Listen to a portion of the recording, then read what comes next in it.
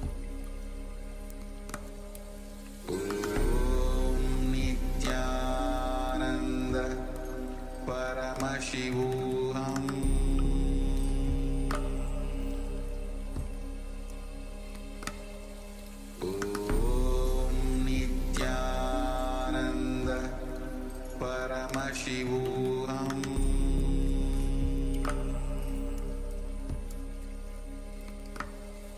Om Nithyananda Paramashivoham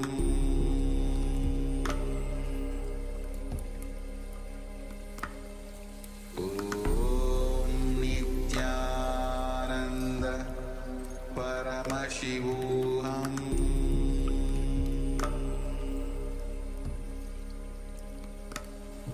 Om Nithyananda Paramashivoham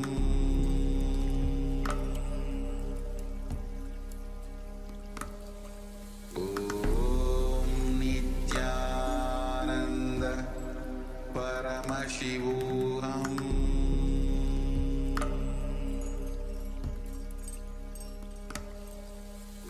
Om Nithyananda Paramashivoham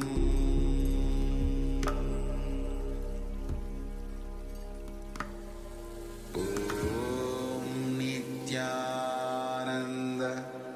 Paramashivoham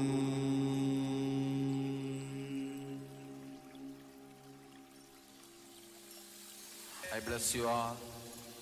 Let you all open all your three eyes.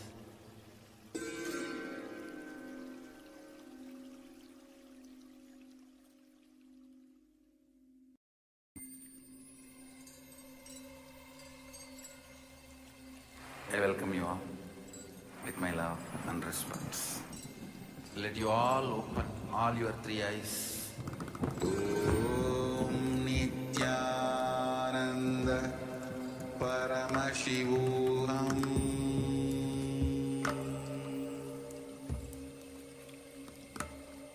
Om Nithyananda Paramashivoham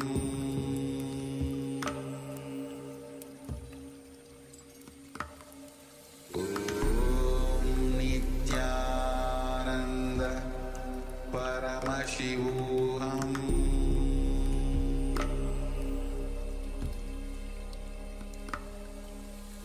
Om Nithyananda Paramashivoham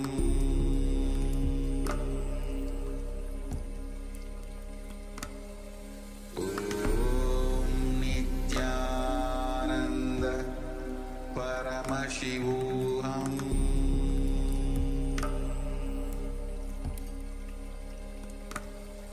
Om Nithyananda Paramashivoham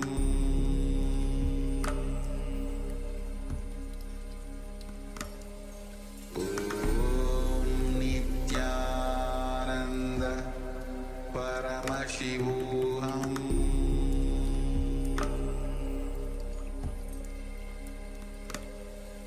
Om Nithyananda Paramashivoham Om Nithyananda Paramashivoham Om Nithyananda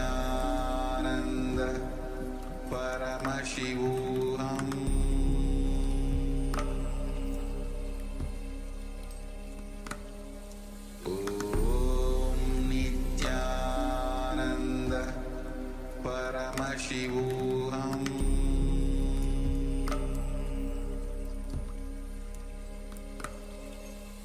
Om Nithyananda Paramashivoham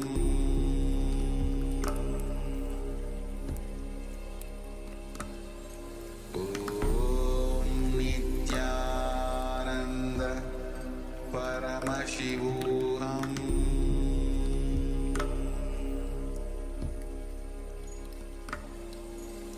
Om Nithyananda Paramashivoham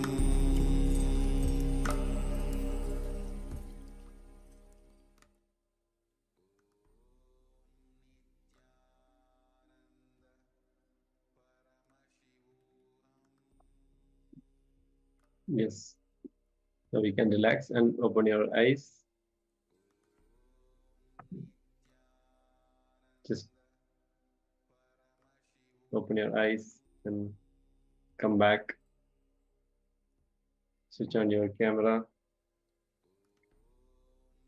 Ma Sukrendananda has shared the body temperature has been reduced from 37 to 36.2. Did to myself. Okay. Great, Ma. That's good. Great.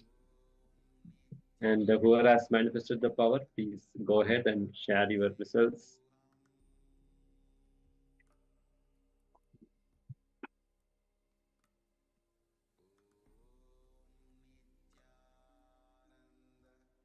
Ma Bankhan, Yuma, Nithyananda, can you please share your result, Ma?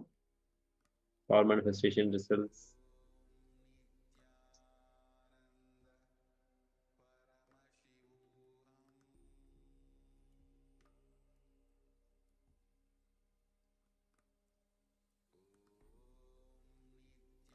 Okay,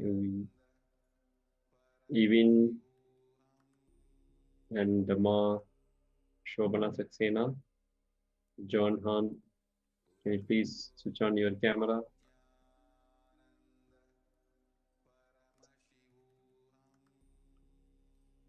Okay. Okay, just to you keep posting your verification results of the power manifestation. Meanwhile, we'll enter into the further segments. Yes, now Swamiji is going to directly guide us through the Kriya. It's a Kriya for infection cure. So those who have any infections. So if you do this Kriya for 21 days without stopping, so the infection will be cured. So let's come back to the space of listening and make yourself comfortable for this, doing this Kriya. Being sit on the floor with the mat and keep some space for you to do the pranayamas and stretches. So take few seconds to sit down and let's go into the Kriya.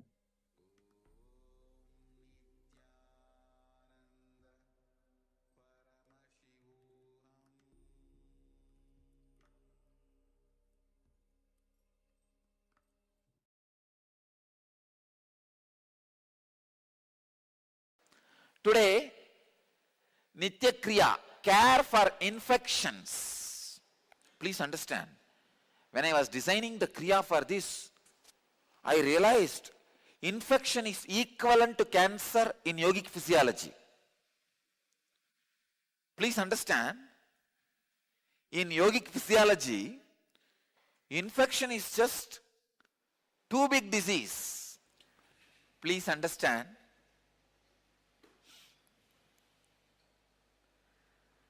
when I started developing the Kriya for infections, curing the infections, I realized infections are equivalent to cancer in yogic physiology. I don't know how much allopathy recognizes about infection.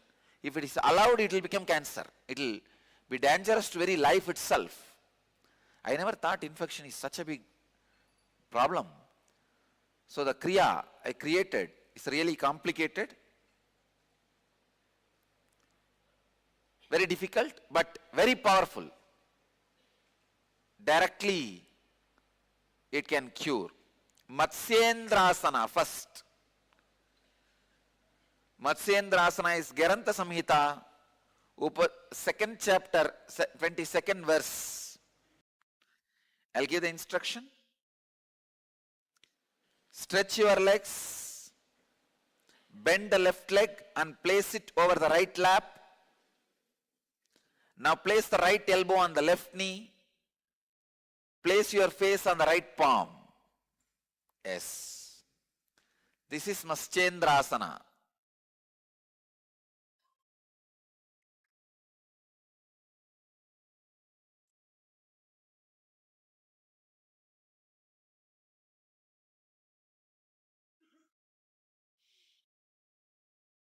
In Maschendrasana, Plavini Kumbhaka.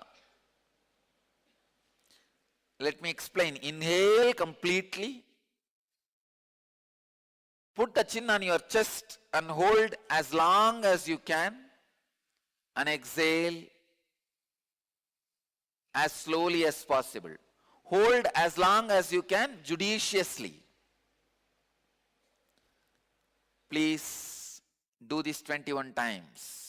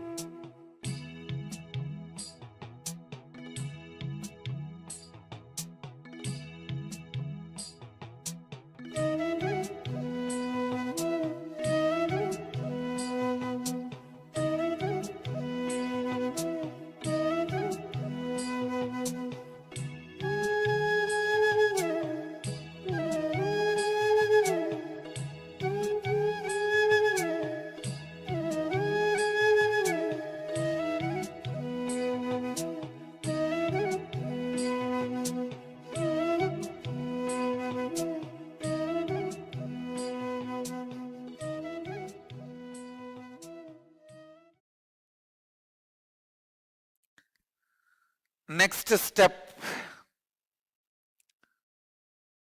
do Jalandhara Bandha. Jalandhara Bandha is again the same thing. Putting your chin on the chest and holding the breath. Actually, when you do the same thing again, the timing becomes more. That is why the two different name. The capacity becomes more. So do the same. Means putting the chin on the chest and holding the breath as long as you can judiciously. Do this 21 times.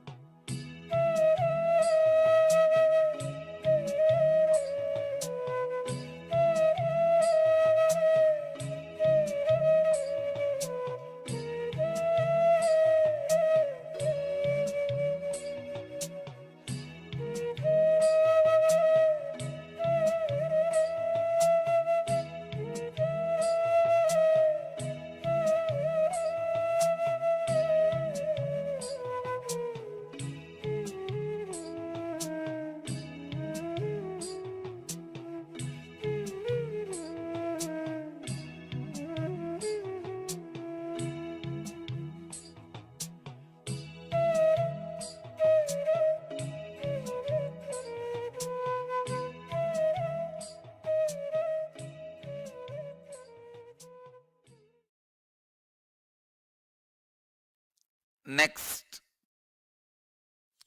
do the Magadasana.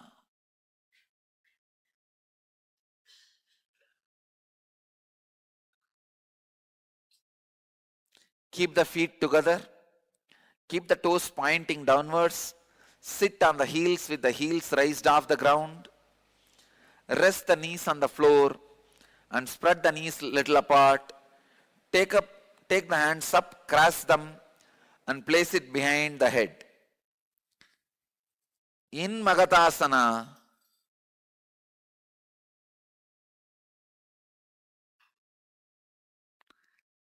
Kamala Kumbhaka. Inhale through right nostril. Retain the breath judiciously as long as you can. Exhale through the left nostril. Do this 21 times.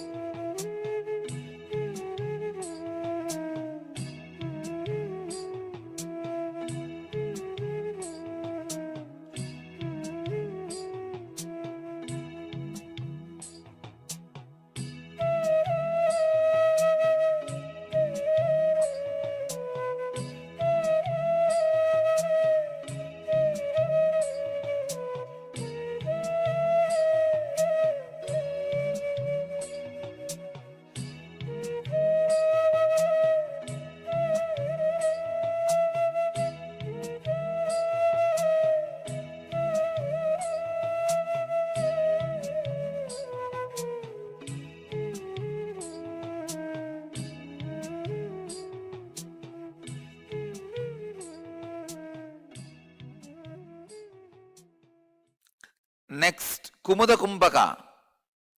In Kumudha Kumbhaka, inhale through left nostril, hold the breath, and exhale through right nostril. Change. Inhale through left, hold the breath judiciously as long as you can.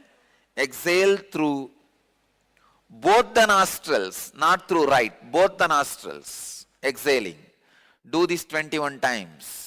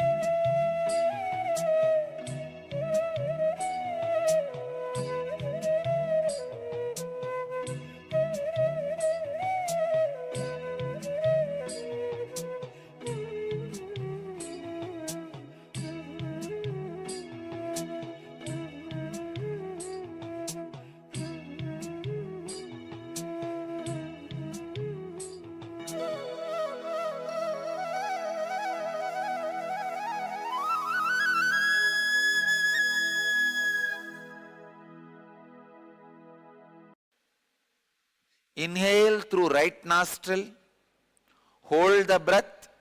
Inhale through left nostril, hold the breath. Exhale through right nostril, hold the breath. Exhale through left nostril. Let me show you. Inhale through right, hold. Inhale through left, hold. Exhale through right, hold. Exhale through left. This is Krama Kumbhaka. Do this 21 times.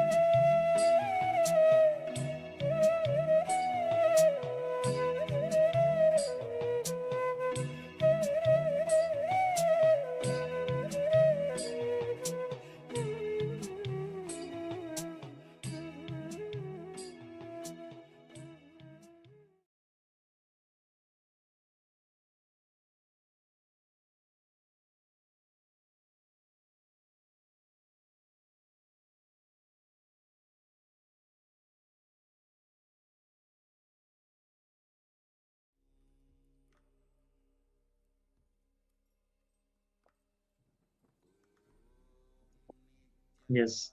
So after this powerful Kriya for the infection cure, so as Swamiji guided us, keep doing this Kriya for 21 days and you'll see the infection will be completely cured. And if you have any doubts or queries, you can ask us in the Zoom chat.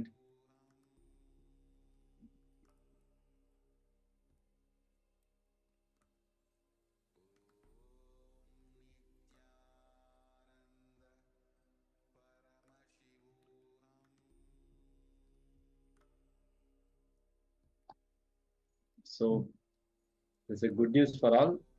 These kriyas, some of the kriyas are available in Enlighten app. Recently, we have launched the Enlighten app. So you can, in your Google Store, you can search Enlighten app. So you can install locally and you can find these kriyas and practice whenever you want. Yes. So now we are moving on to the next segment. Now Swamiji is directly going to guide us through the awakening of the reality, awakening to the reality. So let's come back to a space of listening and let's listen to the powerful truths, powerful understandings about the awakening to the reality. So let's listen to the Supreme Pontiff of Hinduism.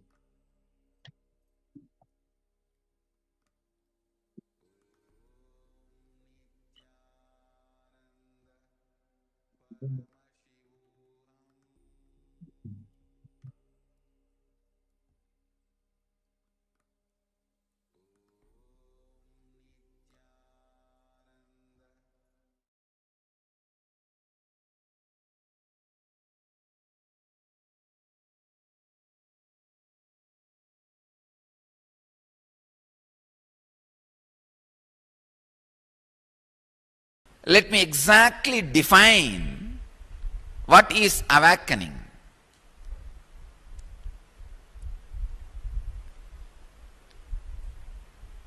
The experience which you carry about you, that I exist, should function through that part and connect with the reality. Understand?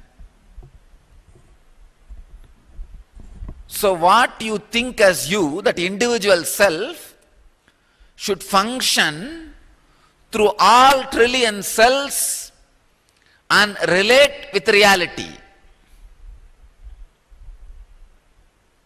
This is the exact definition of awakening.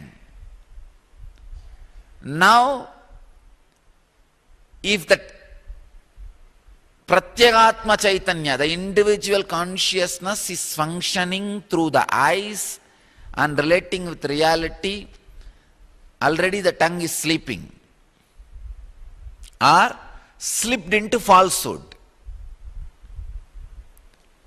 If that is relating through the skin with the reality, ears are sleeping or slipped into the falsehood.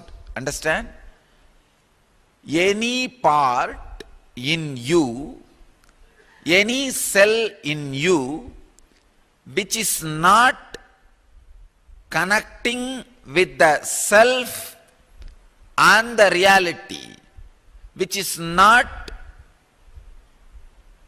being bridge for these two, is either sleeping or slipping.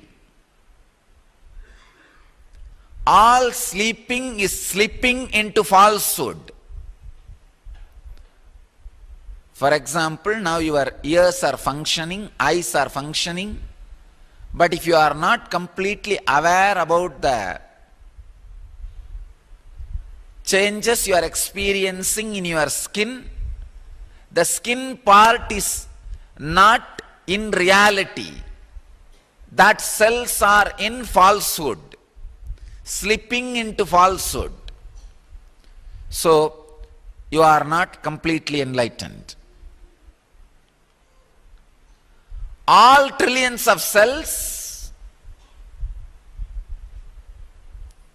connecting with the self and reality means all three are in tune. This experience is what I call inner awakening. If you have to do this by yourself, impossible. Try. By that time you keep your eyes alive, open, awake with reality. Of course, even if it sees, it is not seeing the reality, because there is so many layers and layers and layers of mist and dust.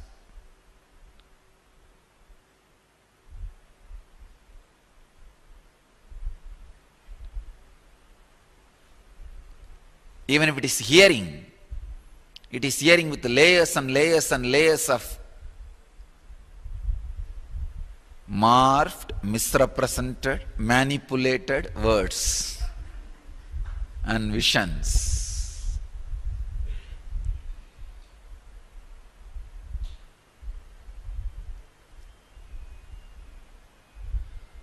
Only a person whose all trillions of cells are awakened can be a person established in Satya, truth.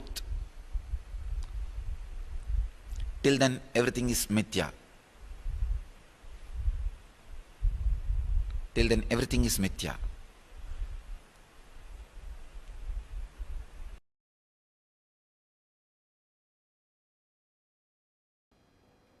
Today I'll speak on the unique equation that exists between authenticity and the reality of your life. When you expand what you think as you, directly you expand what you project as you, and you also expand and fulfill what others expect from you. Just like a film kept in front of the projector light is seen as a reality in the screen, mamakara kept in front of the consciousness is seen as a reality in the life. Authenticity expands the mamakara. Authenticity transforms the slide kept in front of the projector. So naturally that transforms. When you start working on authenticity constantly, every day you are reminded of expanding your mamakara, what you perceive as you, what you experience as you, what you feel as you. When you expand continuously what you feel as you, what you perceive as you, when you are working on what you perceive as you, I tell you, so much miraculous changes will happen. The way you experience your reality, life will change. How the life responds to you will change. How you perceive the life will change. Everything will change. A small incident which happened in my own life. I had a driver, he's a fanatic Hindu.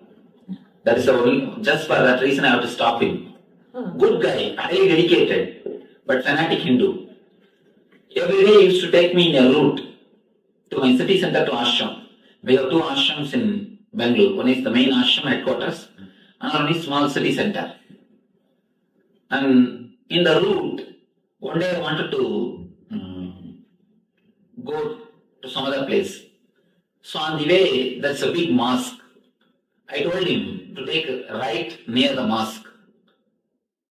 He says, no, there is no mosque, Swamiji. What are you telling? I told him, there is a mosque. I told the place where the mosque is there. He said, no, there is no mosque. Then I told him the exact hotel next to which the mosque is there. He said, no, there is no mosque, Swamiji. Only one Anjaneya temple is there. I said, all right, next to the Anjaneya temple only, take the right. The thing which you need to understand is, the mosque is 5 times bigger than the temple.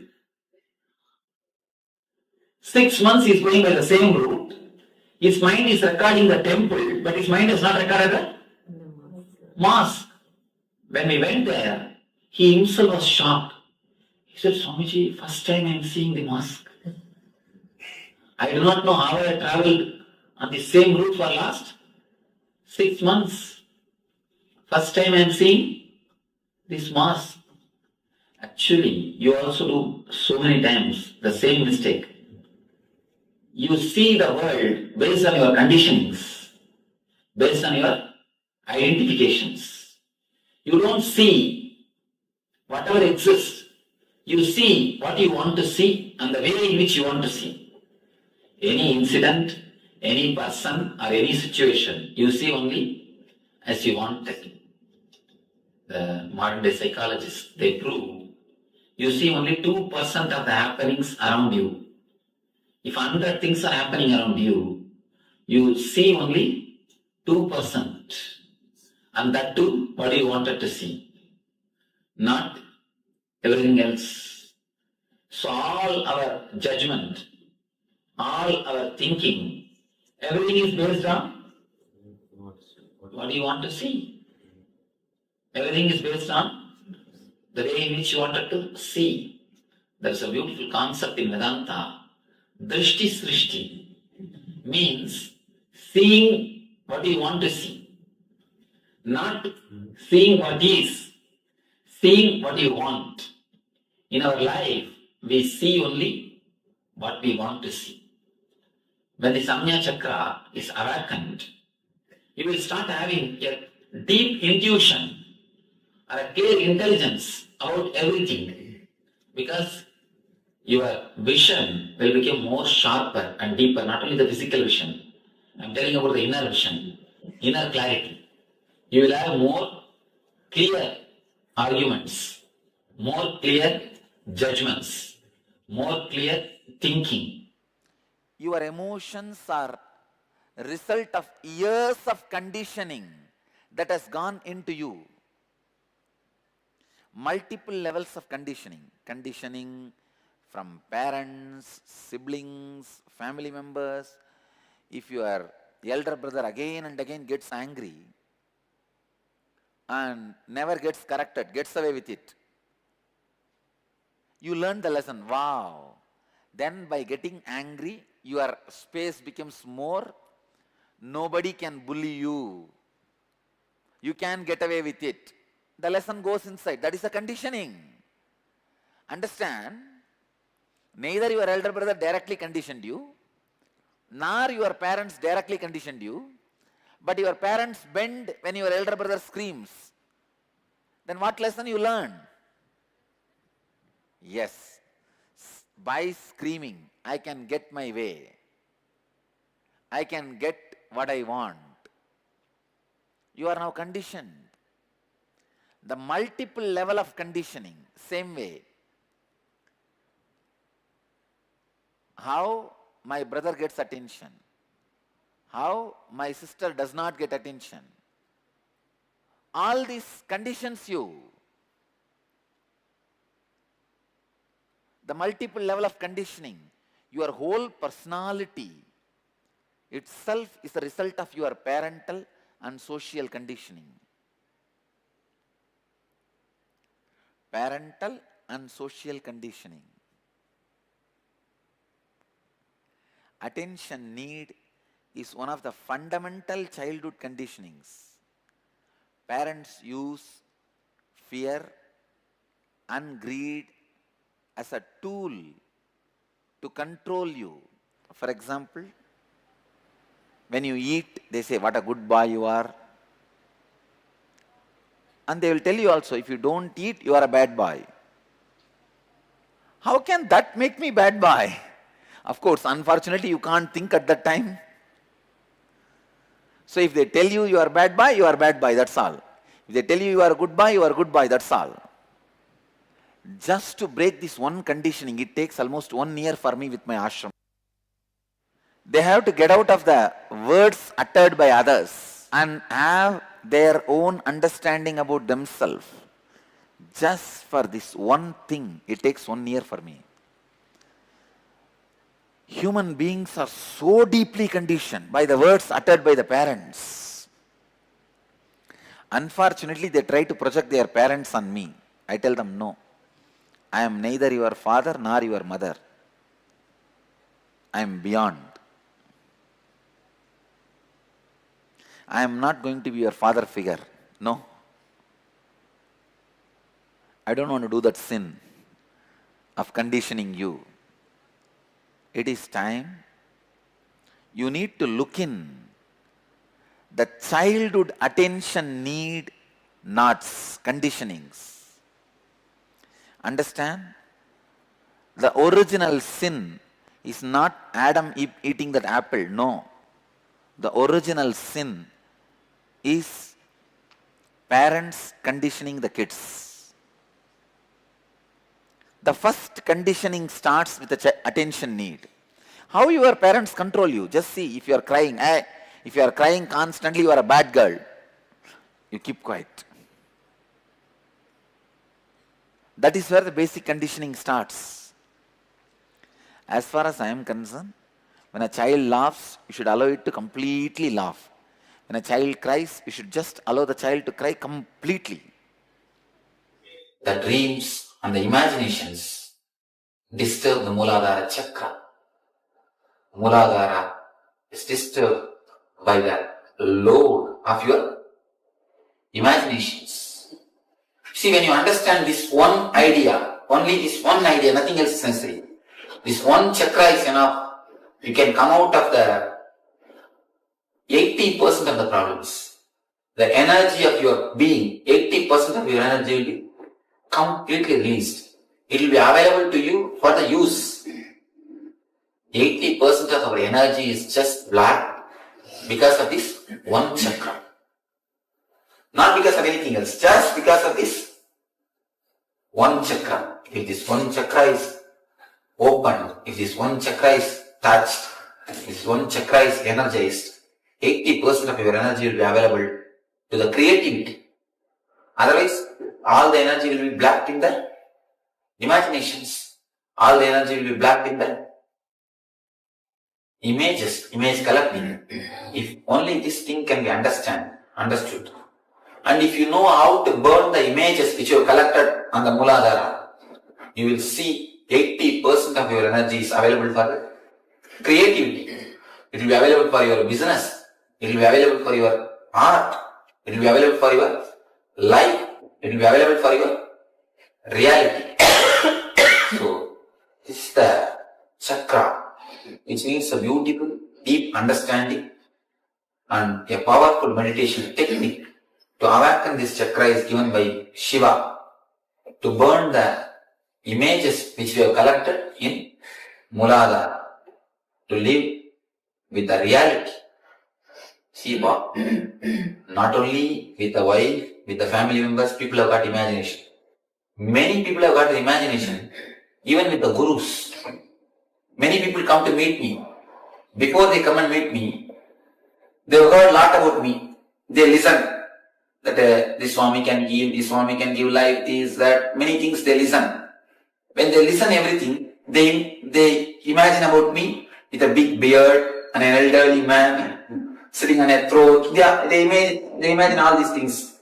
When they come to, really it has happened many times. They hear about me, and when they come to meet me without seeing my photograph, they simply feel that they are at lost, they are shocked. Once it really happened when I was sitting outside the ashram. Once I was sitting outside the ashram, and a pipe, there was a big water pipe, and that I was sitting and shaking my legs and relaxing in the evening air. One man came and asked, I want to meet Swamiji. I told him, you go and sit in the meditation hall. He will come. It is time for his darshan. He will come. When he went and sat, after some time, I washed myself and got ready. I went to the meditation hall. The hall is, in the hall there is no my photograph. I went to the hall to sit on my simhasana, to sit on my peetham. When I went and sat on the peetham, he told me, no, I want to meet the big Swamiji. I told him, no, I am the big Swamiji. Again he says, no, I want to meet Swamiji who does healing and all. I heard that he does lot of healing. I want to meet that Swamiji who went and wandered all over India. I heard about him, that I want to meet that Swamiji. I told him, you see, I cannot have an identity card. If you believe that I am that Swami, please come. I will talk to you and I will do what can be done. If you can't, what can be done? And you won't believe that man mentally. Really mentally. And people are coming with such a prejudiced idea, such that they already collected images, they already created their own thing in mind. They are not able to digest the reality. So you see, creating image, imagination and projecting it is such a hard thing, such a strong thing. It needs tremendous intelligence to live with the reality. Most of the time we miss the reality. We look at the reality in a distorted way. See, you wear a green glass. If you wear a green glass and look at the world, how it will look? Green. And not even a green glass. The glass is broken here and there. And you are looking through that glass. What will happen? The whole world will look like a distorted thing. That is the way we look at this world. That is the way we see the reality. That is the reason we feel God is not doing justice to us. See, God is the energy which can do so much, not only that, which is doing everything. See, we believe that God can do everything, but only thing we don't believe God has got enough buddhi to do everything. See, we believe God has got Shakti to do everything. We know that God has got Shakti to give what we want, but we don't believe God has got buddhi to when to give. That is what is our problem. We believe He has got Shakti, but we don't believe He has got buddhi. The same way, we just project our own things on the others. The projection and the imagination is what locks this chakra. And the tremendous energy, more than 80% of your energy is just locked and hanging on this chakra. If you can be released at this chakra, you will see the unemptiable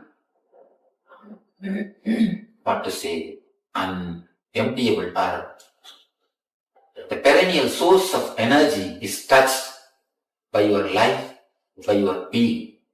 There is a technique by Shiva in Tantra to awaken the Muladhara chakra. This is a highly powerful technique which directly touches the Kundalini and awakens the energy centers of our body. This is a very powerful technique. When your imaginations are burnt, completely your miseries are burnt. You will have no more problem. Many people come and tell me, Swamiji, I love my wife, that is the reason I mold her. Never tell that lie. You see, there is a two things. One is wife, another one is mold. If you love the wife, you will change the mold. You love the mold, that is the reason you change the wife. You understand? If you love the wife, you will never change the wife, you will change the mold. You are loving the mold, that is the reason. Change the wife. Never say that I love her because I love her, I change her. No. This is a powerful technique to burn all the imaginations. to give you the clarity and accept, welcome the other as they are. Accept and welcome the life as it is. Enjoy the reality as it is. It's a beautiful technique.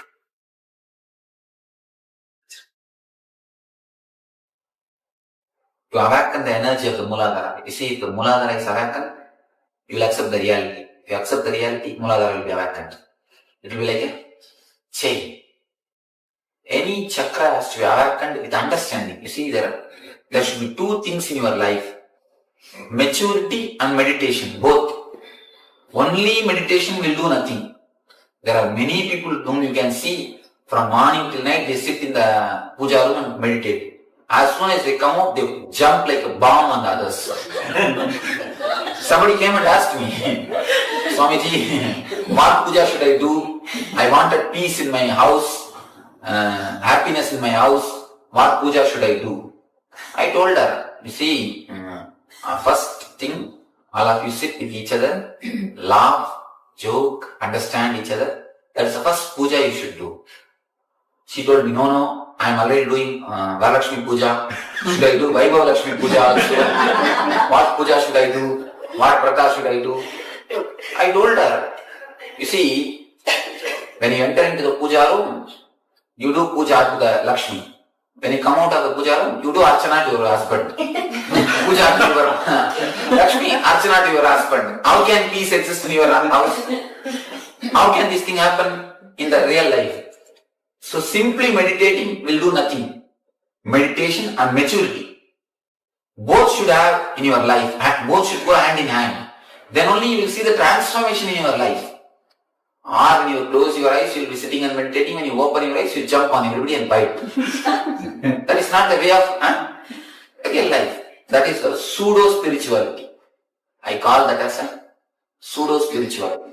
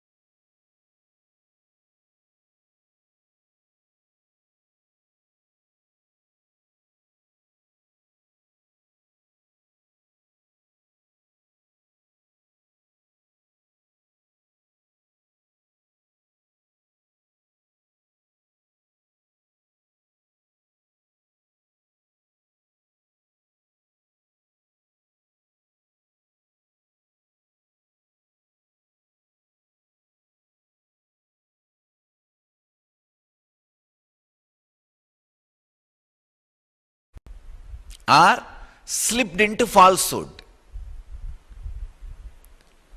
If that is relating through the skin with the reality, ears are sleeping or slipped into the falsehood.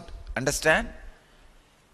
Any part in you, any cell in you which is not connecting with the self and the reality, which is not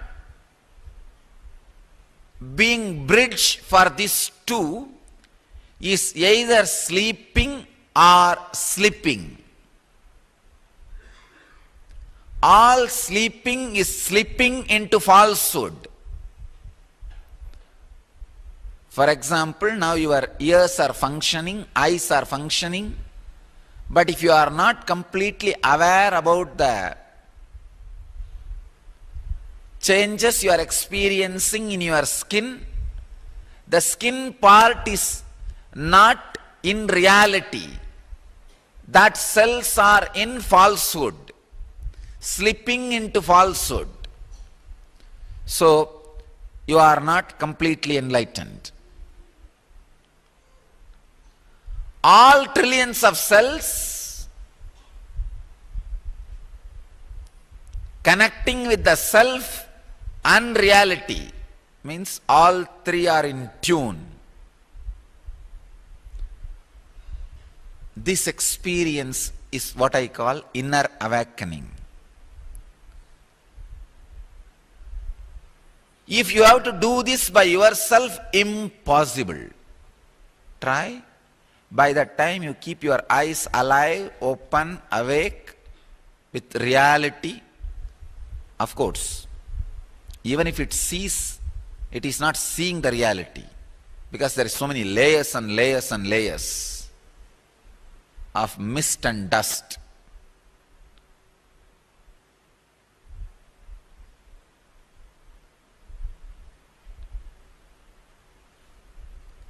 Even if it is hearing with layers and layers and layers of morphed, misrepresented, manipulated words and visions.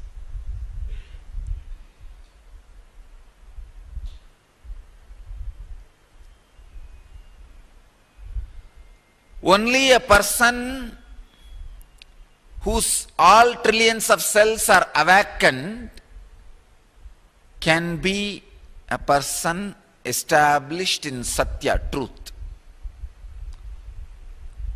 Till then, everything is mithya. Till then, everything is mithya.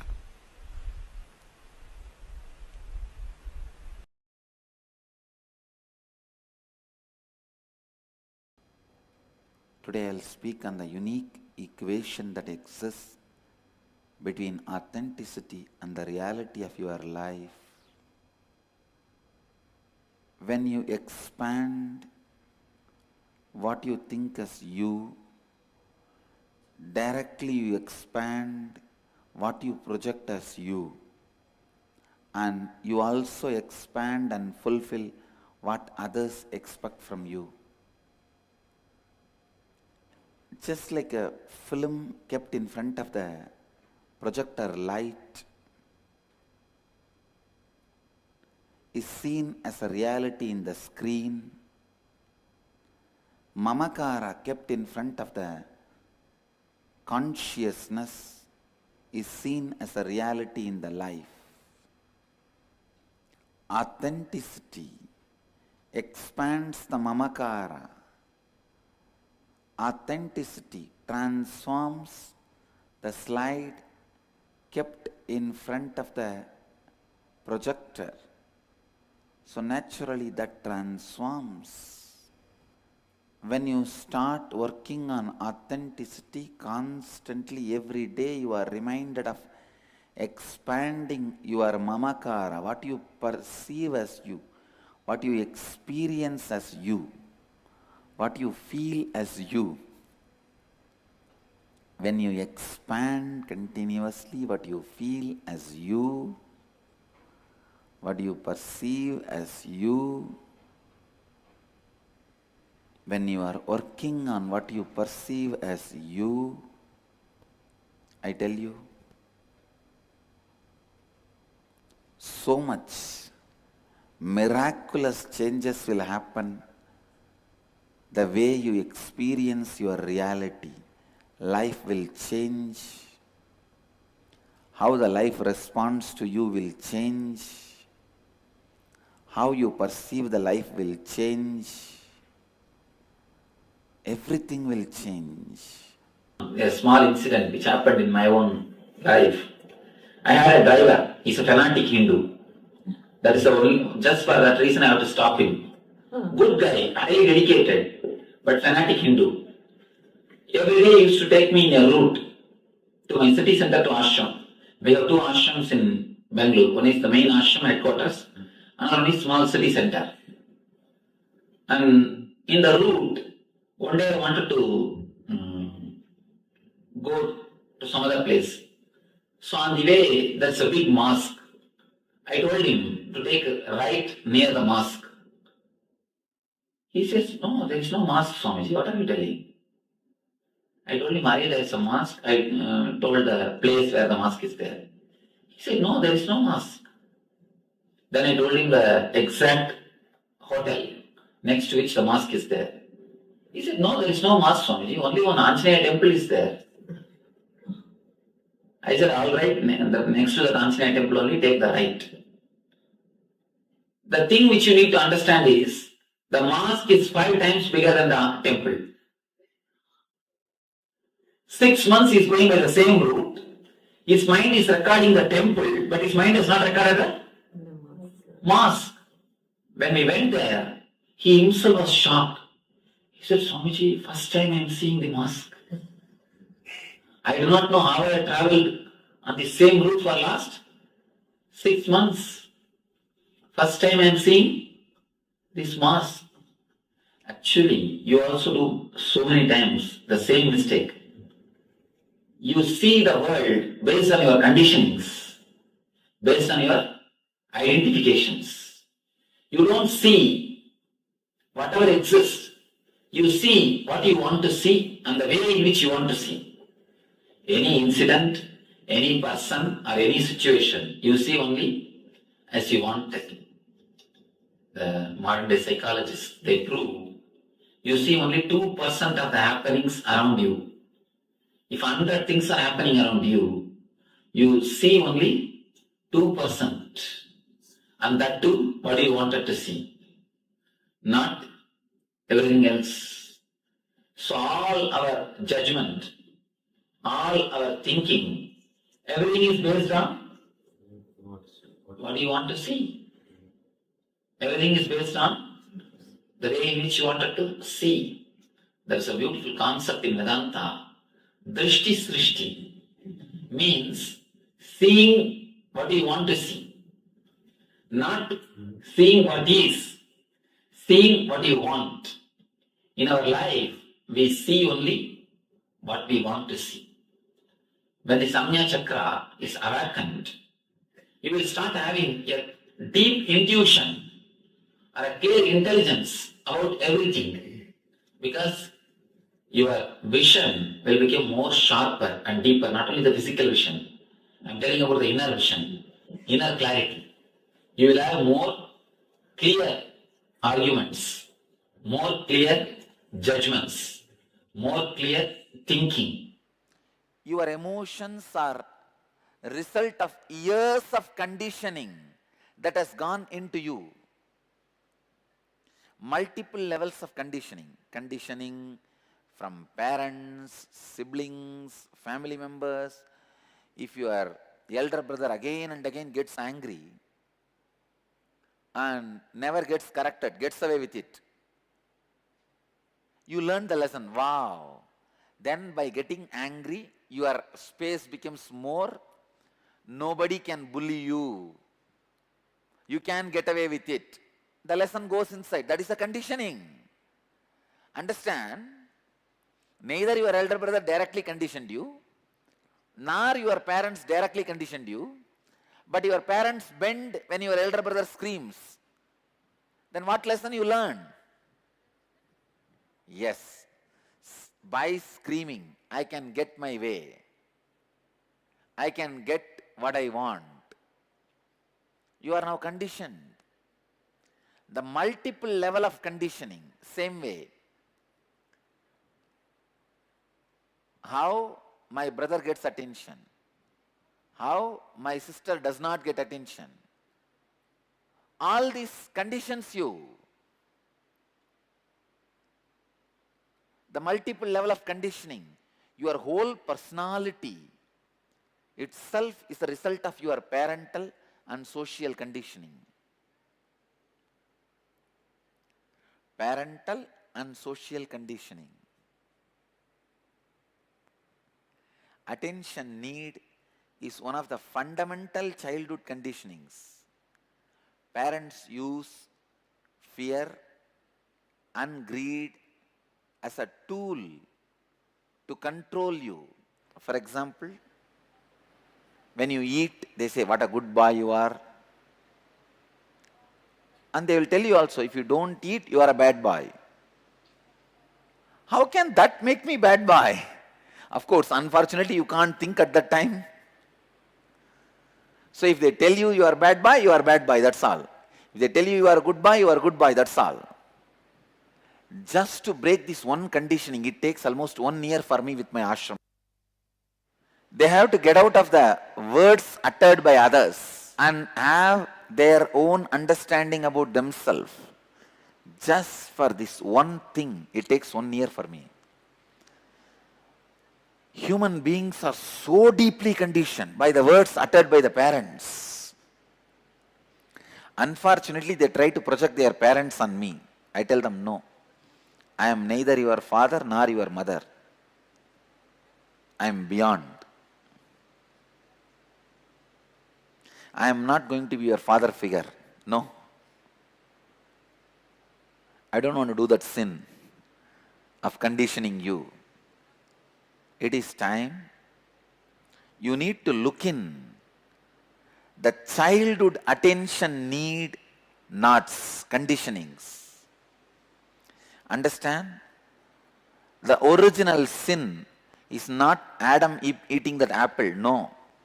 The original sin is parents conditioning the kids.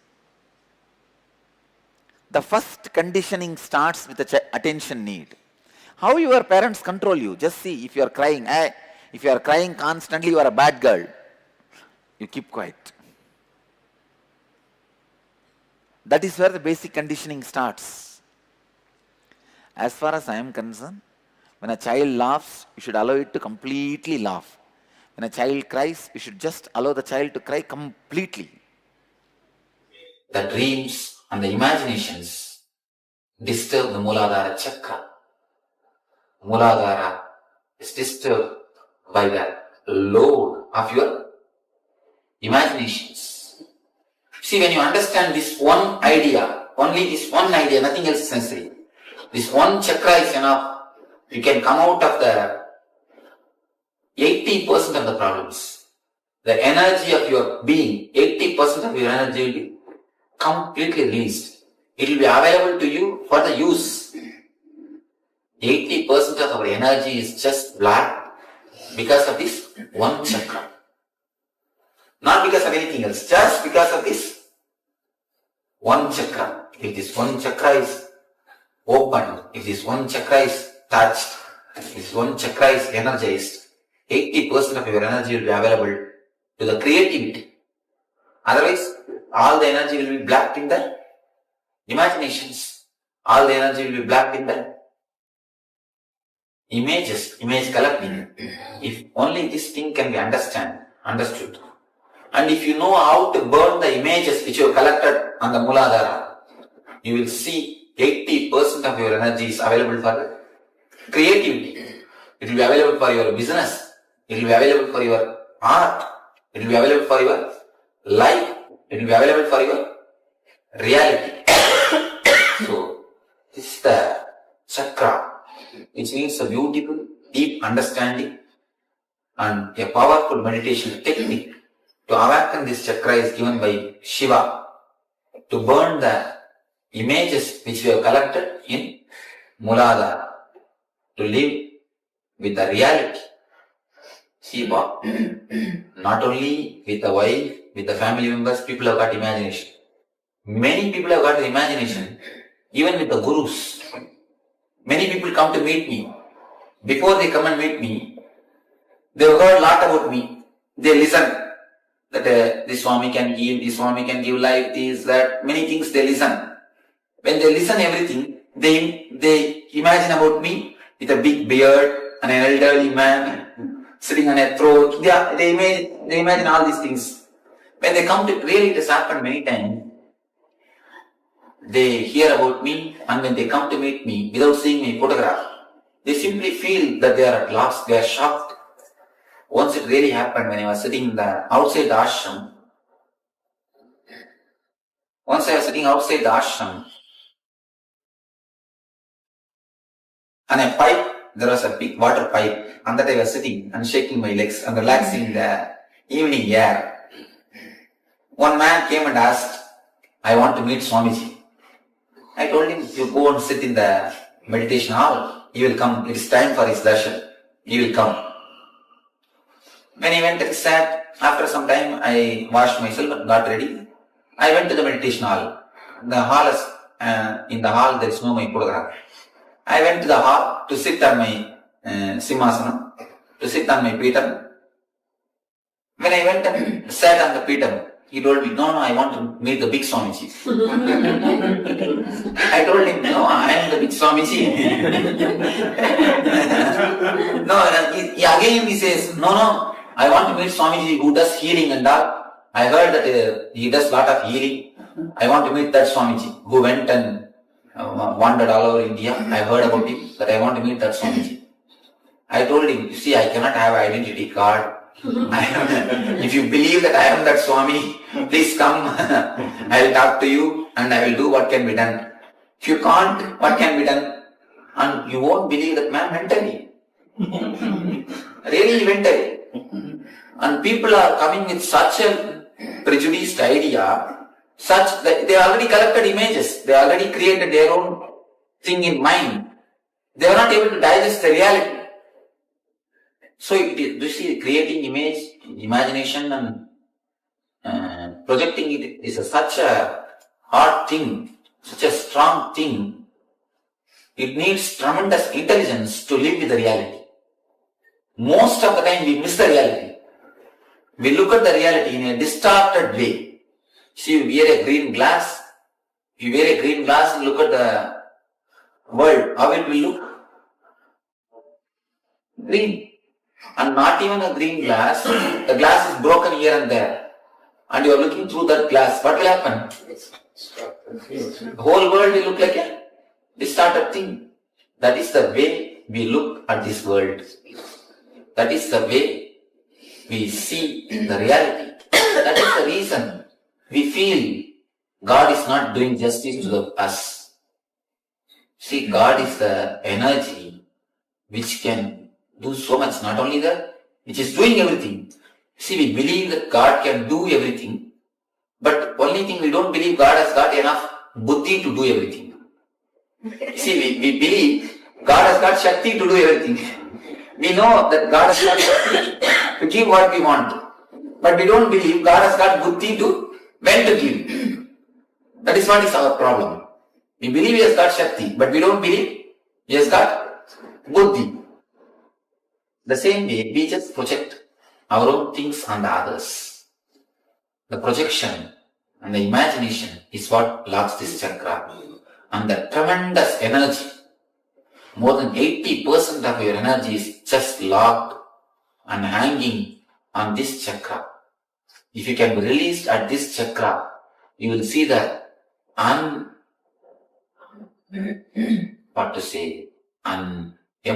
or the perennial source of energy is touched by your life, by your being.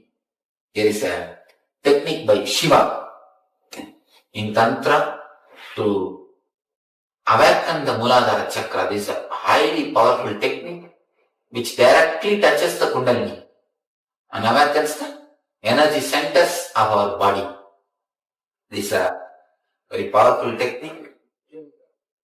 When your imaginations are burnt, completely your miseries are burnt.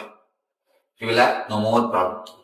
Many people come and tell me, Swamiji, I love my wife, that is the reason I mold her. Never tell that lie. You see, there is a two things. One is wife, another one is mold. If you love the wife, you will change the mold. You love the mold, that is the reason you change the wife. You understand? If you love the wife, you will never change the wife, you will change the mold. You are loving the mold, that is the reason. Change the wife. Never say that I love her because I love her, I change her. No. This is a powerful technique to burn all the imaginations, to give you the clarity and accept, welcome the other as they are. Accept and welcome the life as it is. Enjoy the reality as it is. It's a beautiful technique.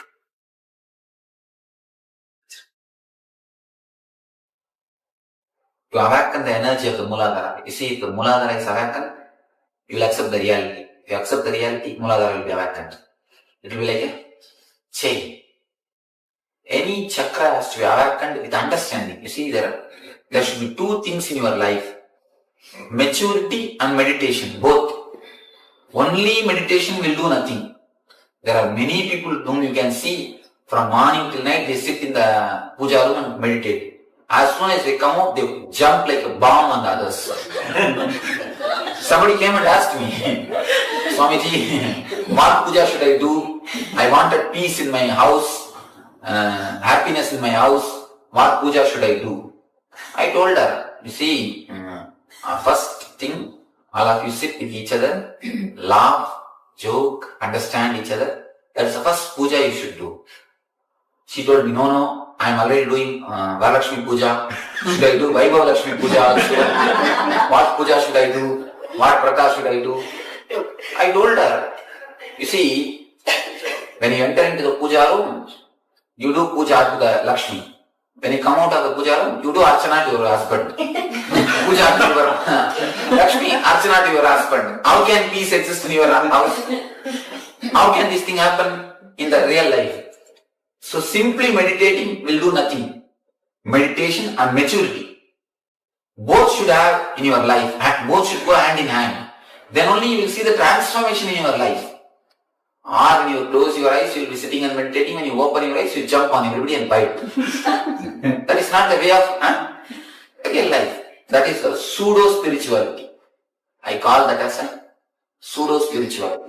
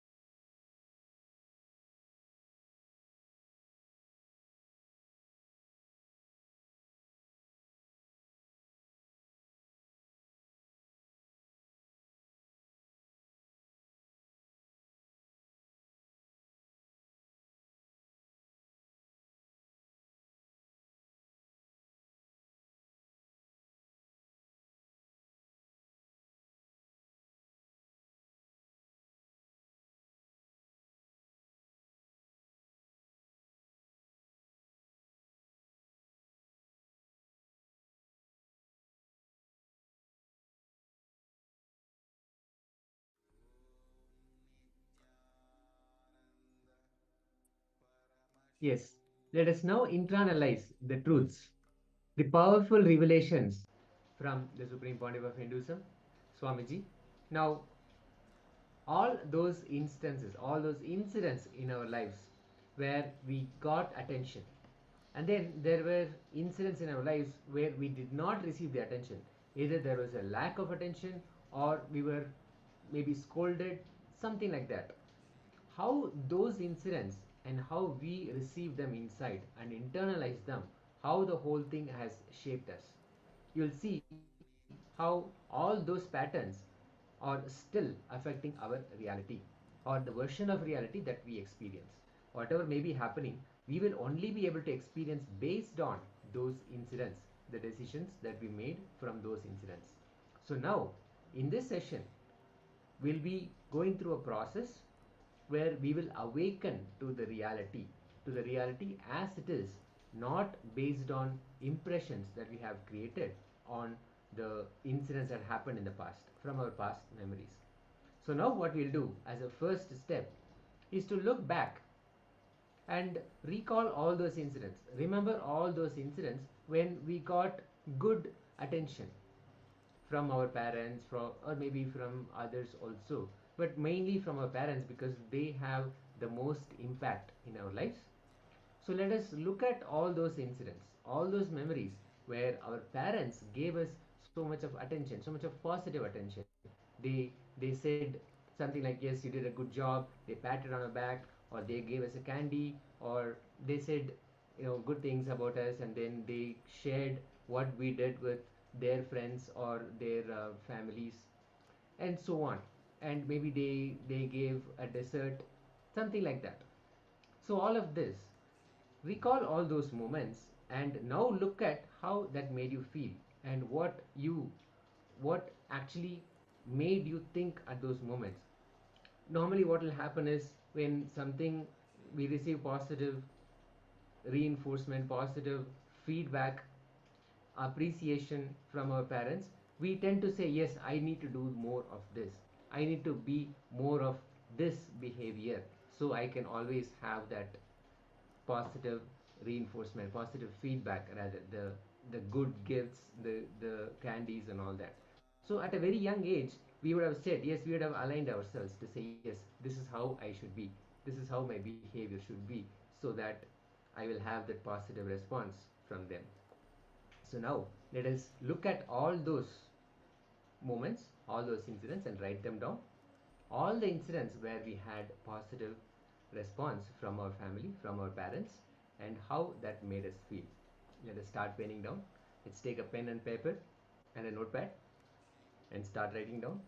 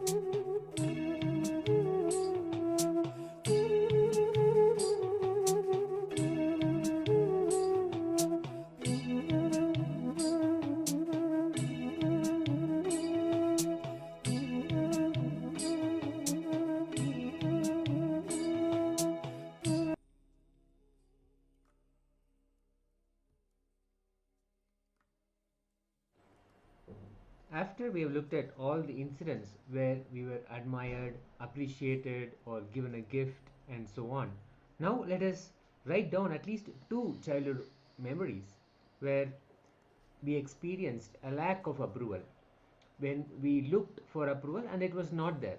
It was not given to us like we expected, like we wanted. Attention was taken away. Now, write down those incidents and also write down what kind of attention was taken away. Did your parents say to move to the room, go to the room and be there, go to your own room, or say something like just go there, sit in one place, or don't talk to me, or no dessert for you, something like that. Some kind of admonishment happened. So let us now look at all those incidents and write down at least 2 memories where attention was taken away. So we experienced a lack of approval. We were looking for something, we were looking for approval. Maybe you did something and you went and you showed to your parents and there was not that much of attention there, and then they said, okay, go to your room, I don't have time now. Something like that, that immediately made you experience a lack of approval. So let's remember and write at least 2 incidents. Let's start.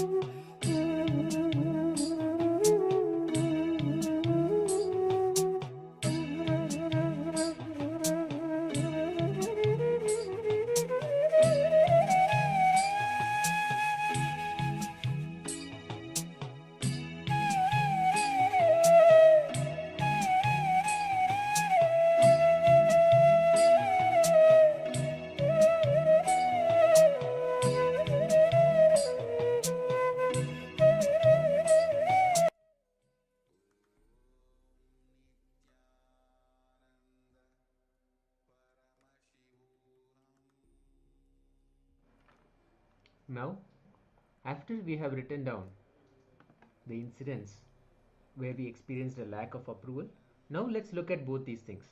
Let us see how in those two instances how we reacted, and how in the same way in all our current relationships, or maybe even all the other relationships in our lives, how we experience the same pattern. We see a lack of approval in some instances, we see appreciation happening in some instances. Now let us contemplate and write down all the similarities, how we experienced it in our childhood, the appreciation and the lack of approval, how we experienced it in the childhood, the same pattern that we go through in our relationships as well. Maybe it is the same kind of lack of approval that we see, or the same kind of appreciation and patterns that we see at this time also. With what we have experienced in our childhood, let us see how the same thing is repeating in our relationship now. Let us start.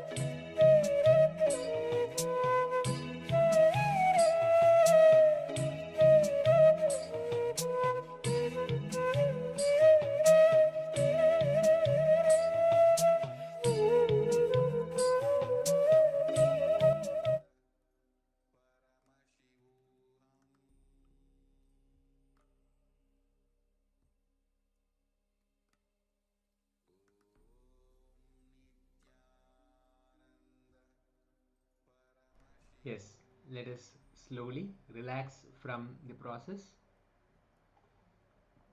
Slowly relax from the process.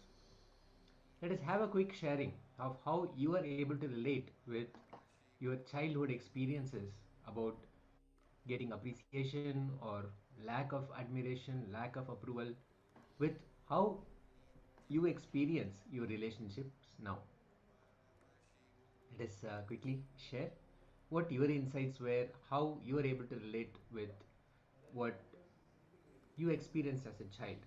Maybe a lack of appreciation or even admiration, something like that, and how exactly the same things as a pattern you experience it now in your relationships.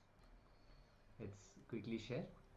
Now, this whole understanding will give you a tremendous power to see beyond all your judgments and past decisions that you have made based on your past memories, all of that, and you will be able to completely relate with reality as it is. It's a very powerful process. So, quickly share. And in the next session, now we're also going to approach the same thing, relating with reality through a Kriya, through a powerful Kriya process. Swamiji has given, he has created so many different Kriyas to directly address many of the disorders that are happening in our body, physical body, and also in the mental body, in the mental plane, and all the diseases that happen in the physical body and in the mental plane.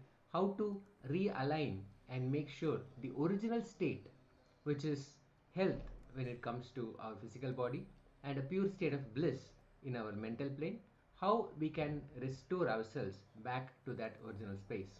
And that can happen only with when we relate with life, when we relate with reality as it is, without any of the judgments or any of the decisions, any of the past incompletions from our childhood days when we experience something.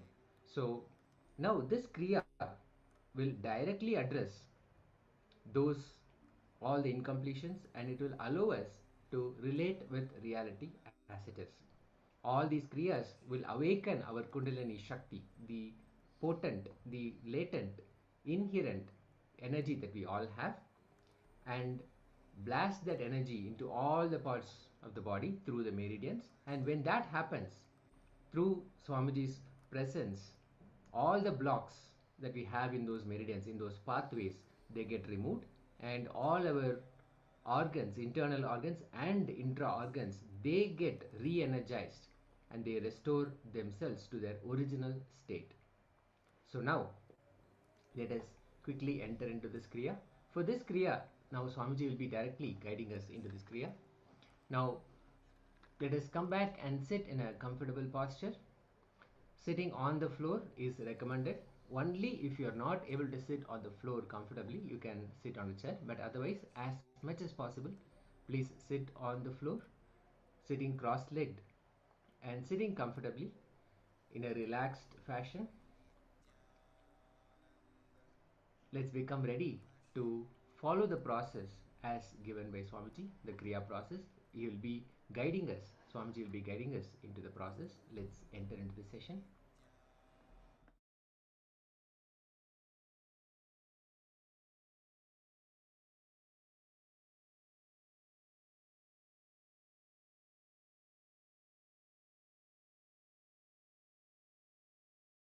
Now we will be doing a Kriya to break the pattern of attention need and free you from the unconscious influence of this attention need. Please spread all over the hall. See, Pavan Muktasana means this, that's all. This is Pavan Muktasana. Come to the Pavan Muktasana. Close your eyes and tie the ribbon. In Pavan Muktasana, you need to intensely chant the humming.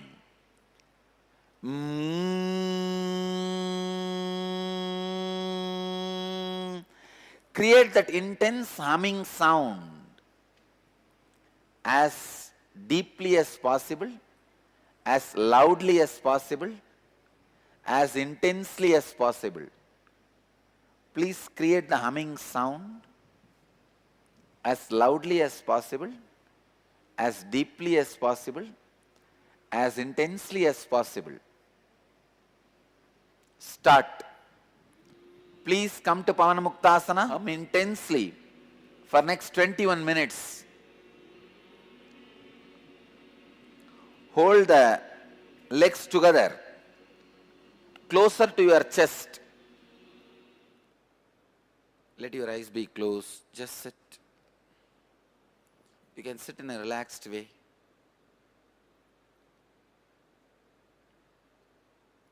Let the Kundalini energy in you all be intensely awakened.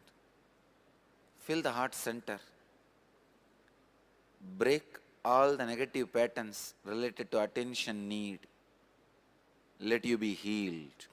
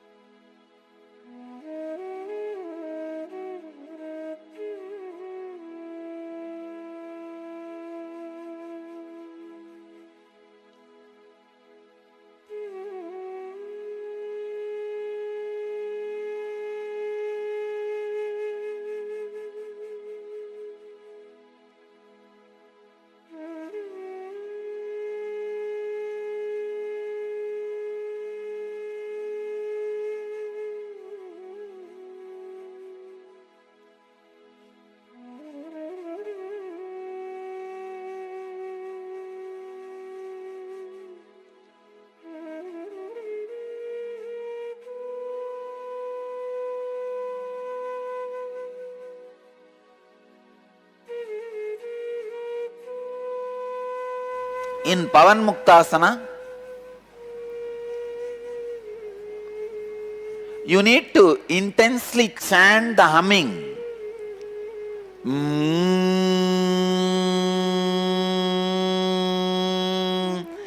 Create that intense humming sound as deeply as possible, as loudly as possible, as intensely as possible. Please create the humming sound as loudly as possible, as deeply as possible, as intensely as possible.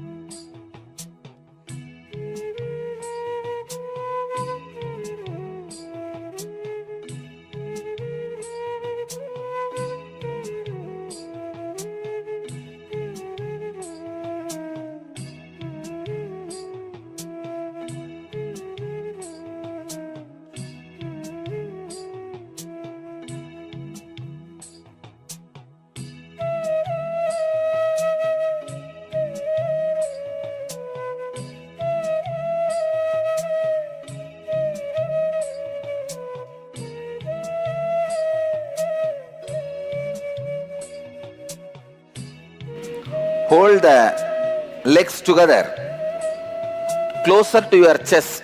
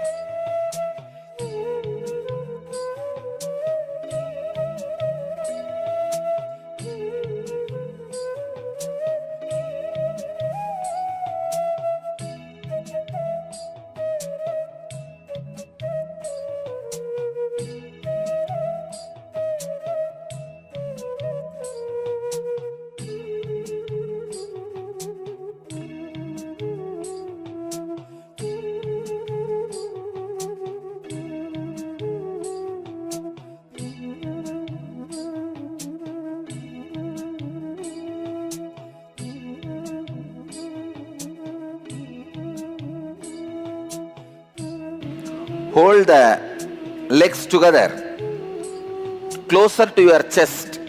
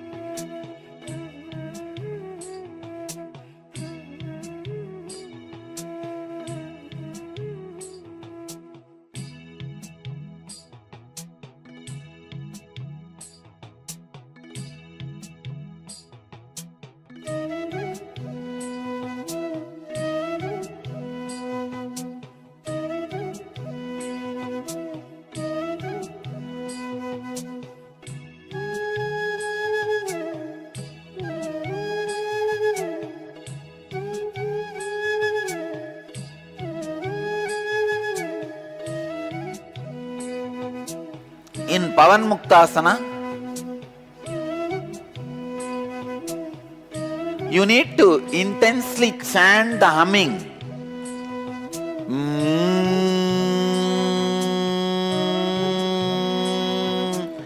Create that intense humming sound as deeply as possible, as loudly as possible, as intensely as possible.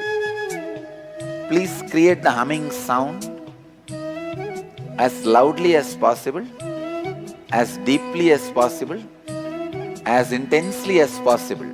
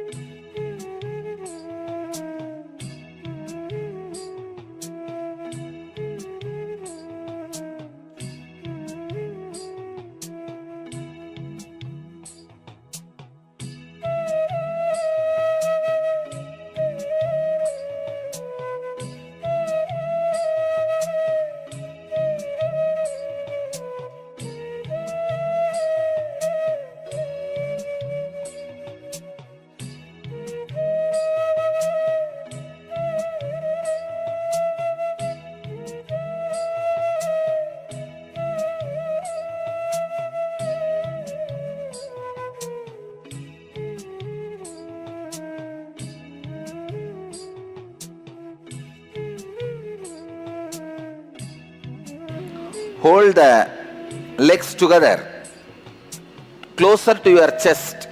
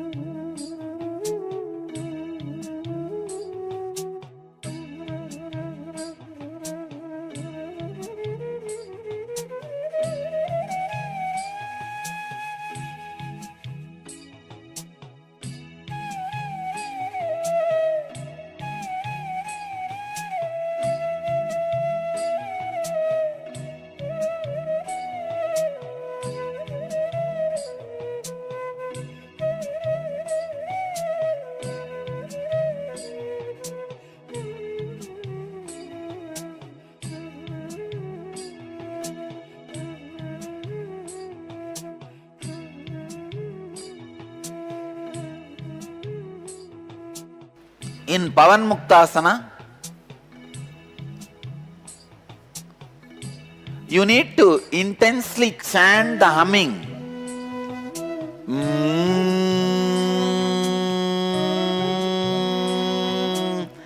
Create that intense humming sound as deeply as possible, as loudly as possible, as intensely as possible. Please create the humming sound as loudly as possible, as deeply as possible, as intensely as possible.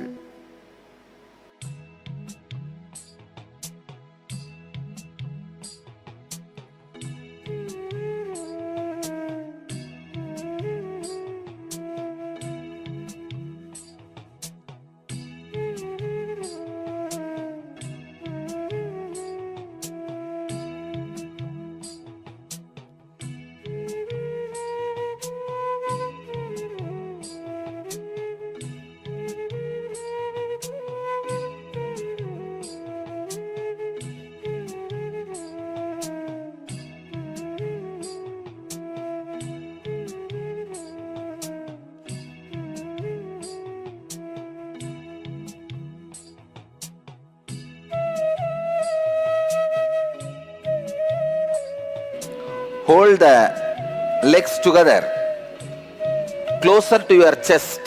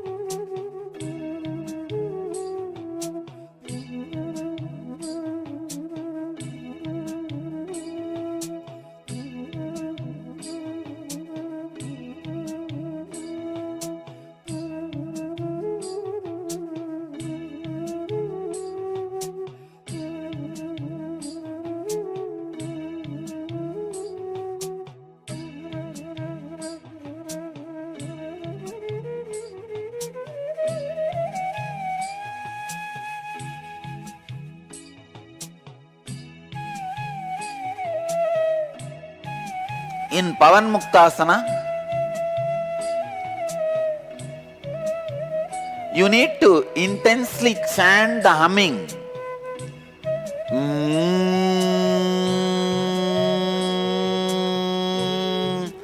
Create that intense humming sound as deeply as possible, as loudly as possible, as intensely as possible. Please create the humming sound as loudly as possible, as deeply as possible, as intensely as possible.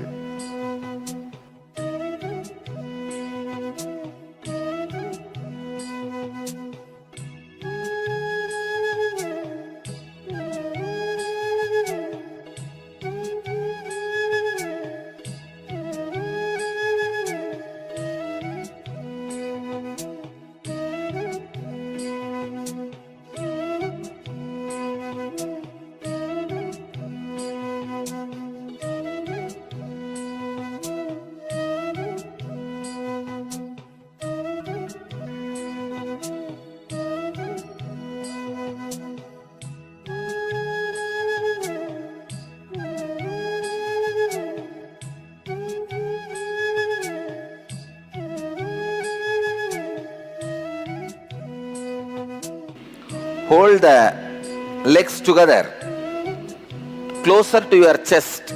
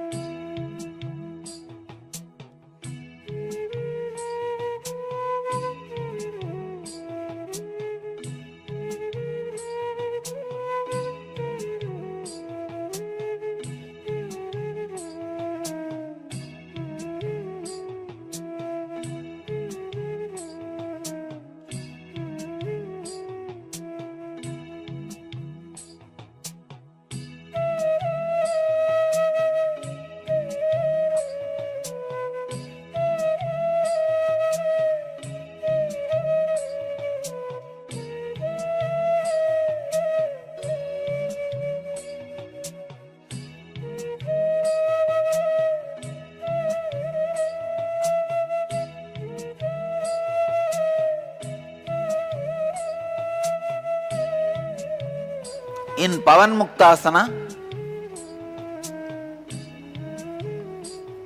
you need to intensely chant the humming.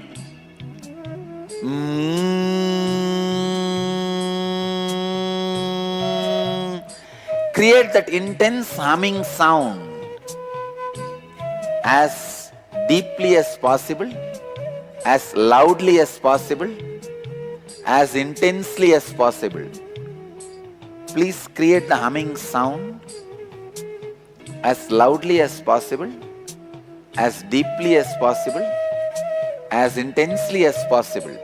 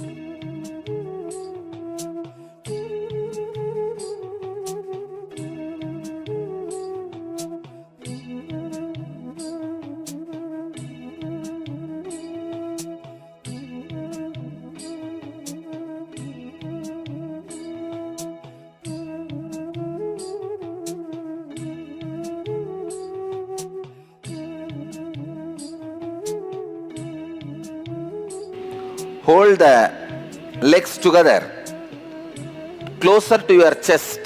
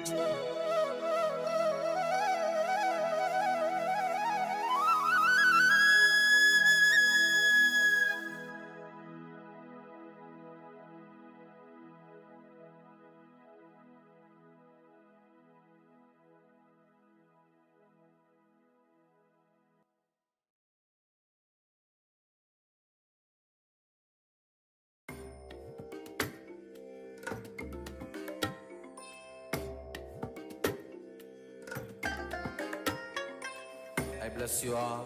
Let you all open all your three eyes and manifest the powers of Mahasadashiva. Om Nithyananda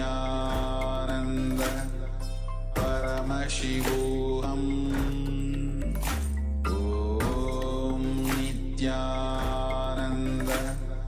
Paramashivoham. Om Nithyananda.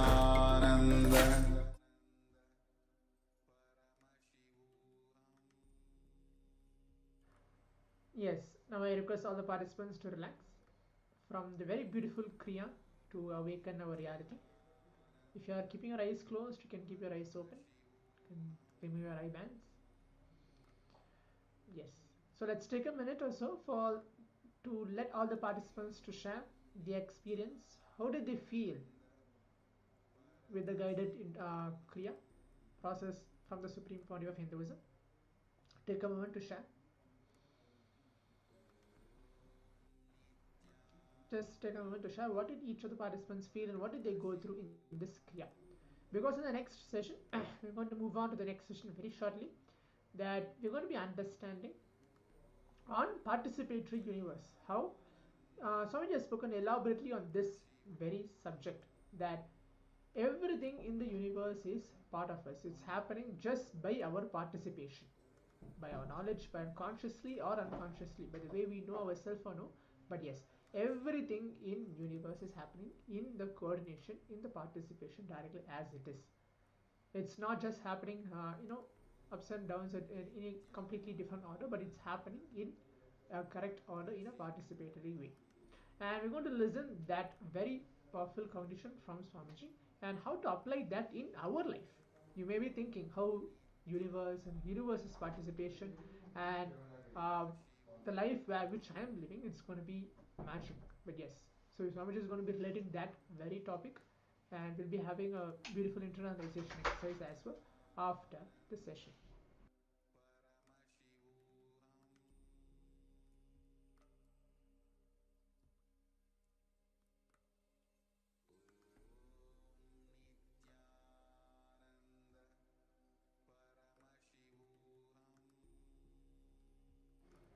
Yes, I can see Ananda Gaurupani has put attention feels more and more focused, breathing more and more relaxed.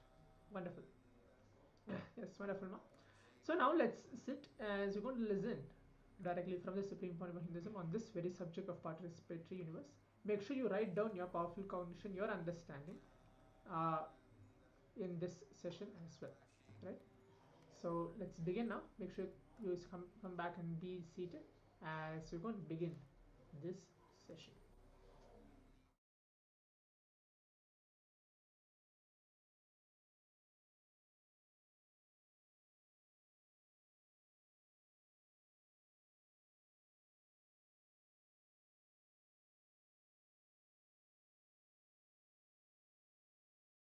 Today's subject, participatory universe.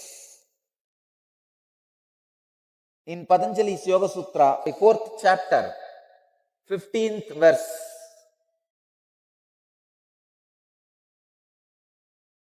Vastu samye chittavedat tayo vibhakta pantaha.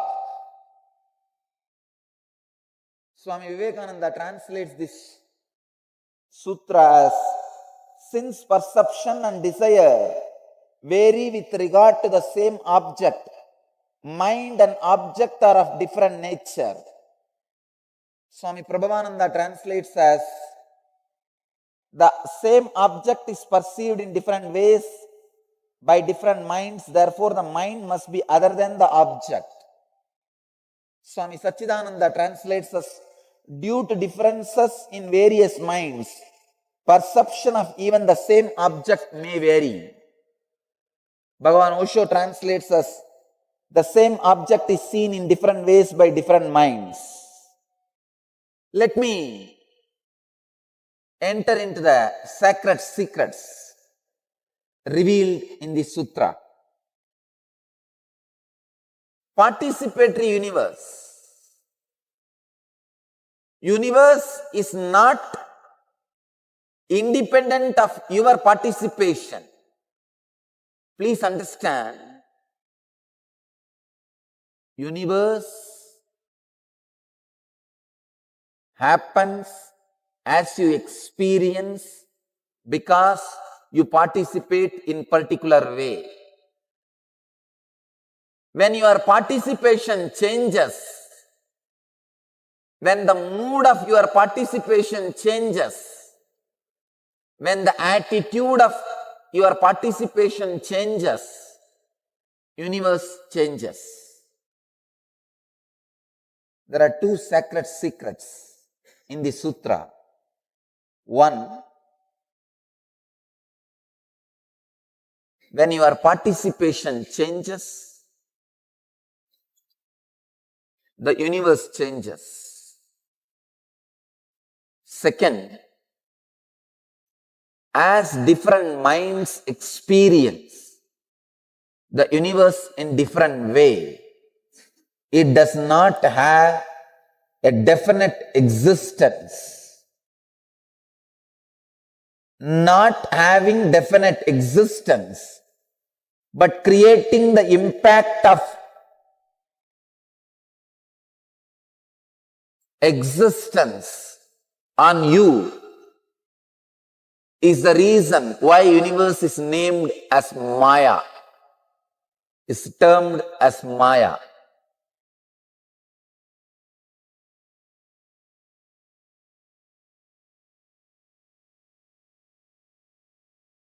It is the hands with which you touch. It is the eyes with which you see. It is the nose with which you smell. It's the tongue with which you taste. Plays a major role in the universe happening around you. The only job master does is changing your participation, gestalt, changing your approach,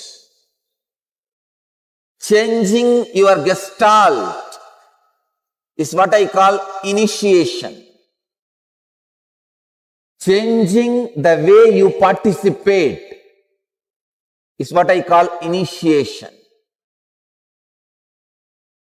Changing the way you perceive is what I call initiation. Initiation means giving you the larger picture of the whole and changing the way you perceive the existence. Listen to this example. You are in a forest. A tiger sees you. You see the tiger. It is chasing you. You are running for life. That is Maya. Because the way you want to see, you create what you want to see.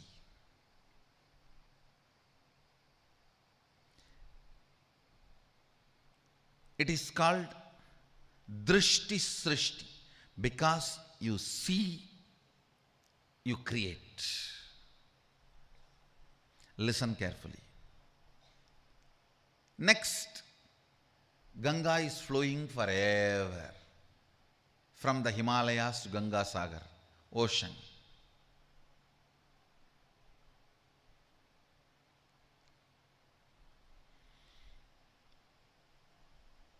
That is Srishti Drishti. Because it is there, you see.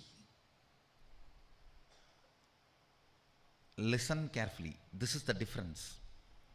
Tiger chasing you experiences Srishti Drishti. Because you see it is happening. Ganga flowing is Srishti, means it exists. Because it exists, you see. Tiger chasing you is drishti srishti. Drishti means seeing. Srishti means creation. Because of your seeing, it is created. Ganga flowing is srishti drishti. Because it is there, you are seeing. What's the difference? If there is a psychological intervention, for example, even the modern day researchers are proving, the moment you see the tiger, if you are shaken, frightened, certain chemicals are released in your body. Tiger hates the smell of that chemical. if you are not frightened, if you don't release that chemical, tiger doesn't chase you. It is not necessary always the tiger should chase you. If you have a fear, you will project and have an animal chasing you. Whenever there is a psychological intervention and the manipulation of the happening, it is called Srishti Drishti. Because you see it is happening.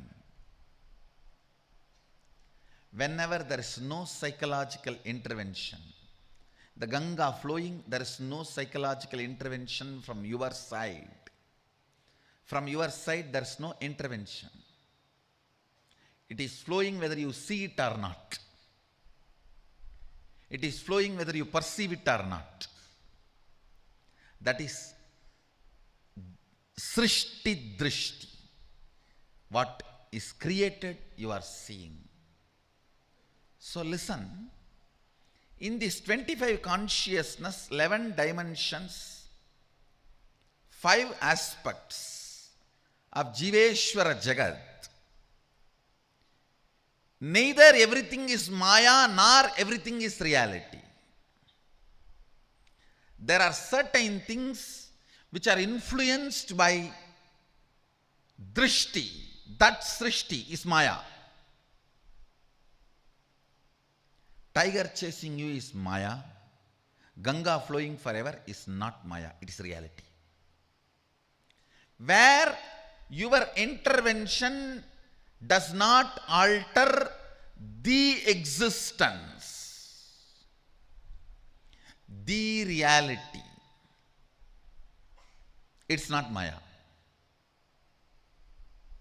So, your first question is that 25 consciousness, 11 dimensions, 5 aspects of Ishvara, all these are Maya, are just different permutation combinations. Different permutation combinations of these 3, which is influenced by the seer, is Maya, which is not influenced by the seer, is reality.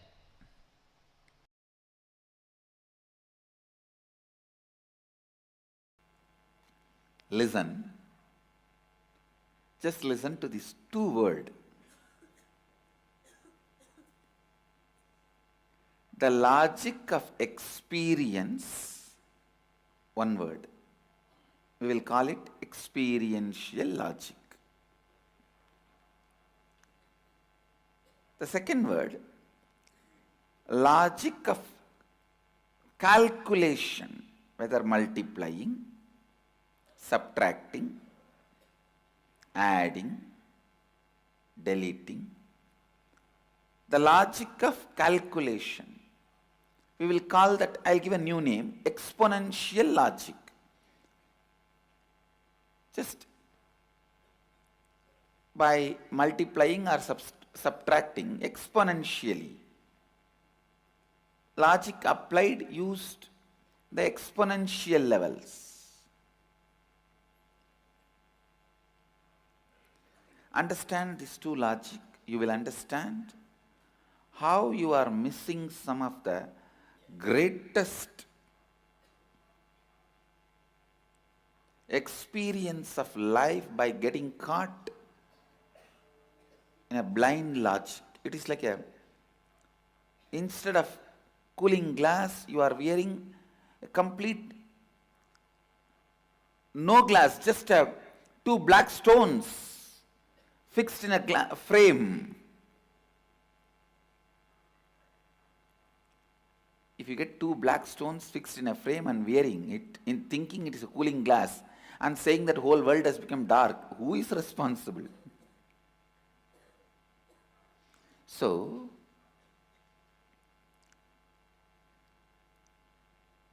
if you are using exponential logic for experiential matters, and go on claiming experience is not happening, who is responsible?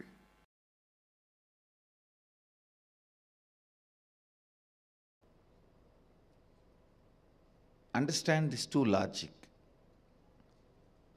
This hall has two doors. First statement. The second statement is one door is open. The third statement, automatically you assume the other door is closed. This is what is human logic, which has a flaw. Unless you check, you can't say other door is open, but 99% of the time you assume it.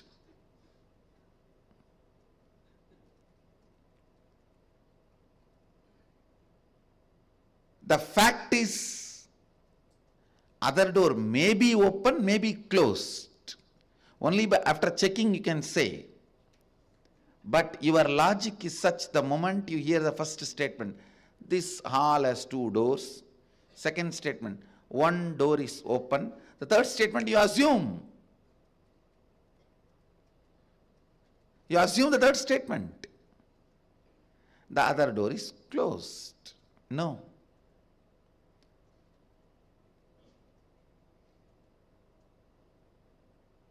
It is irrational, rational logic. Irrationally rational logic. What do you call as rational, but irrational? Please understand. Same way, this is the same logic with which you operate your body. If your eyes can see out, you automatically come to the conclusion they can't see in. In Agama, Mahadeva says very clearly, your eyes has a capacity to roll 360 degree. This side can see anything inside your body and outside anyway. When you believe you can see any distance in the sky out, you automatically shut down the possibility you can see in. The irrational, rational logic. If one door is open, automatically you come to the conclusion other door is closed. You don't even go there and see and then decide. Listen. Please understand, the logic you believe in your normal life, that is the same logic with which you handle your body, and your body's capabilities and abilities are developed. If you believe you can see up and in, from the beginning your body will develop that capabilities. If you believe you can see only up, not in, you will have only that power. This power will be forgotten. Understand? Your beliefs about life will naturally impact in a very strong way your beliefs about your body. Your beliefs about your body will impact abilities and capabilities your body can experience and express. The powers and experiences you can experience and express. With this third eye awakening, many of you have broken that ice, that I can't has been broken. When this I can't is broken, half of the work is done. When you say I can, I just should say this also, and this also. Most of the time the spelling mistakes you make while you read a newspaper or magazine or your iPod will be very funny, because you don't read from there, you read from here. You'll suddenly realize, God, second time, third time when you read, oh, this is what is there. But I thought this is what there. Even while you are seeing, you don't see here, you see from here. You don't see from here, you see from here. You don't read from here, you read from here.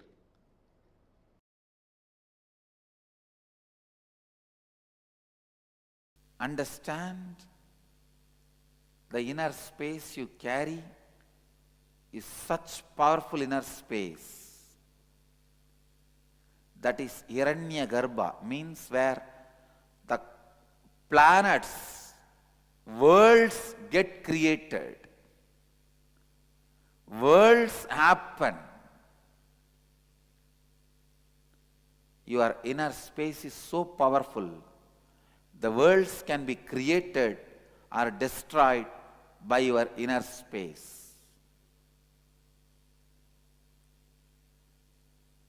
You may be individual, but your inner space is not individual. It is well connected with the whole universe. So anything you decide in your inner space becomes reality in the cosmos, reality in the life, reality in existence. Please understand. Just like you have internal organs, liver, kidney, heart, for some people brain.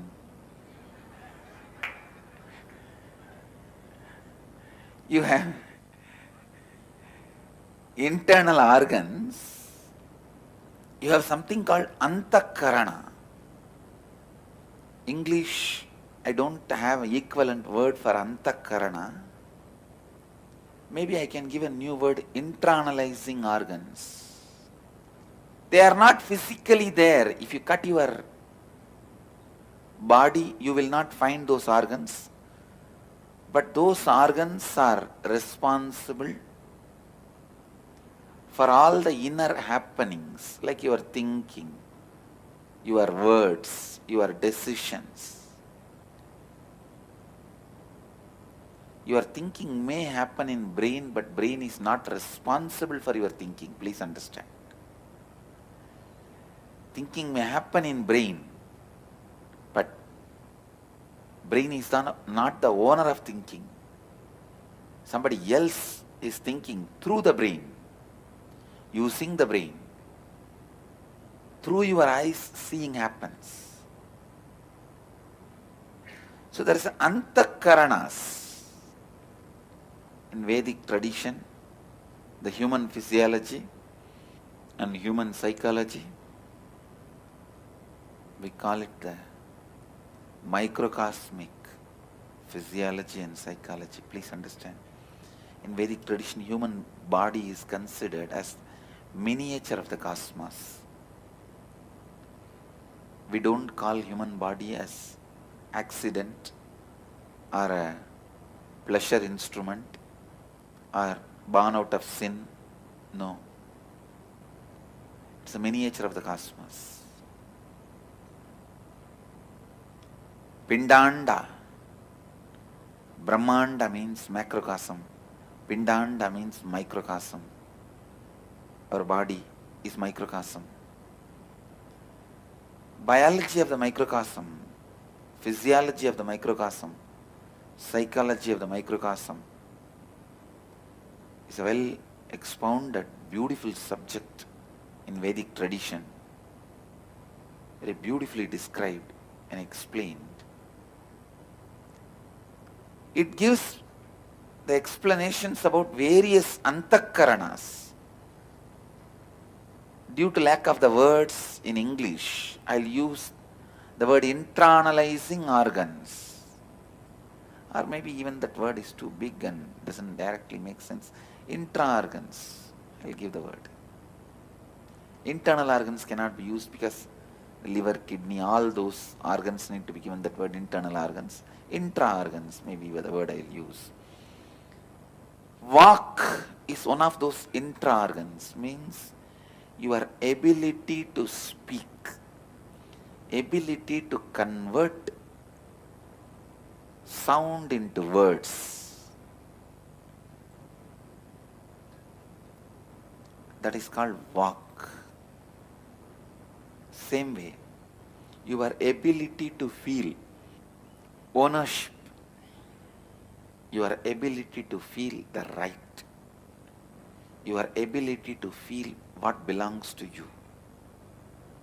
So these intra-organs, your ability to feel what belongs to you, what is you, is chitta. Your ability to speak is Vak. This Vak, chitta, and your ability to live.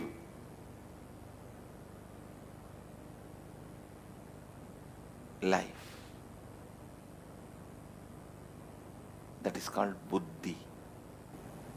Understand, the person who goes on giving nectar to others, more than others, he will only be filled with nectar. Enriching is such a powerful process, such an exciting process, such a joyful process, with the right context of life. It brings so much life, I tell you. Anything, if you constantly keep talking about it, thinking about it, listening about it, it becomes alive in you. Whatever you think, talk, listen, you attract that more and more, and that becomes your experience.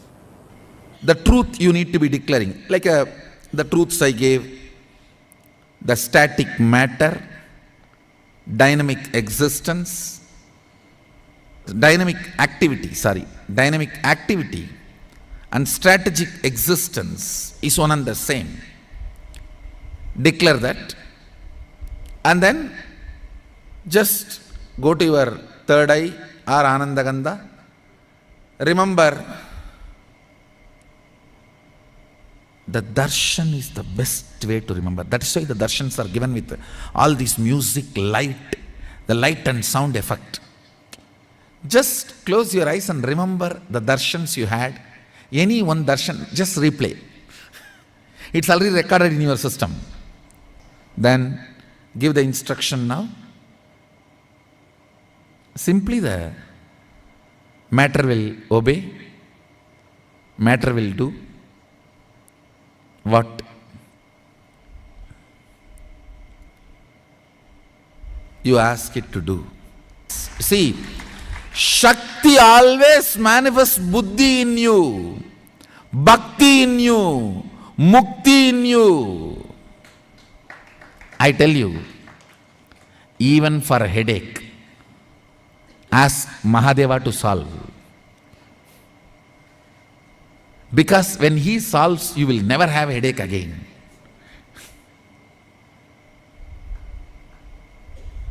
So when you manifest powers, as per his instruction, Shastra Pramana, as per proper Shaktipada, not just it is moving the matter, it moves you.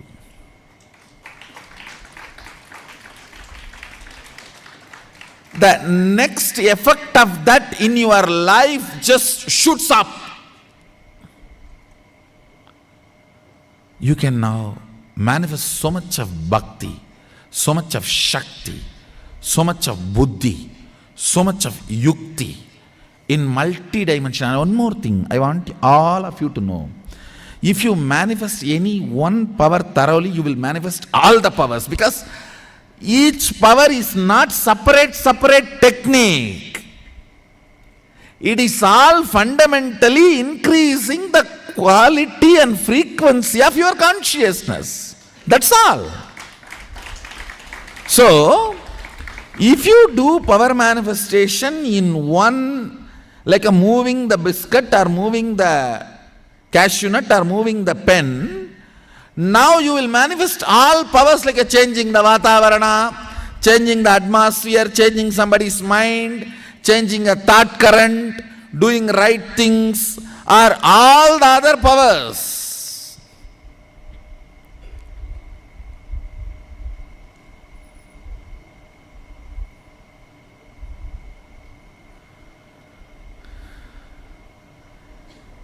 Any other power, you are initiated and going to be initiated.